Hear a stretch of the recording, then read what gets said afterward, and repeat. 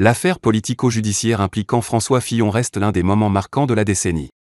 En 2017, lors de sa campagne présidentielle, l'ancien Premier ministre de Nicolas Sarkozy se retrouve au cœur d'un scandale majeur. Il est accusé d'avoir octroyé un emploi fictif à son épouse, Pénélope Fillon, en tant qu'assistante parlementaire, aux frais de l'Assemblée nationale, pour une somme dépassant les 900 000 € selon le Canard enchaîné. Malgré sa mise en examen, François Fillon refuse de se retirer de la course à la présidence, mais il essuie une défaite face à Marine Le Pen et surtout Emmanuel Macron. 3 ans plus tard, il est condamné à 5 ans d'emprisonnement, dont 2 fermes, assortis d'une amende de 375 000 € et d'une inéligibilité de 10 ans, pour détournement de fonds publics, complicité et recel d'abus de biens sociaux. De son côté, Pénélope Fillon est condamnée à 3 ans d'emprisonnement avec sursis, une amende de 375 000 € et 2 ans d'inéligibilité.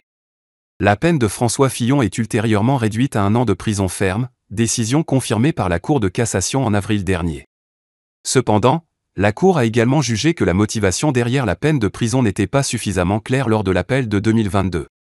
Ainsi, un dernier procès est prévu pour le 25 novembre prochain, où Fillon cherche à se présenter sous un jour favorable, en démontrant sa compréhension des faits et son intention de restituer l'argent.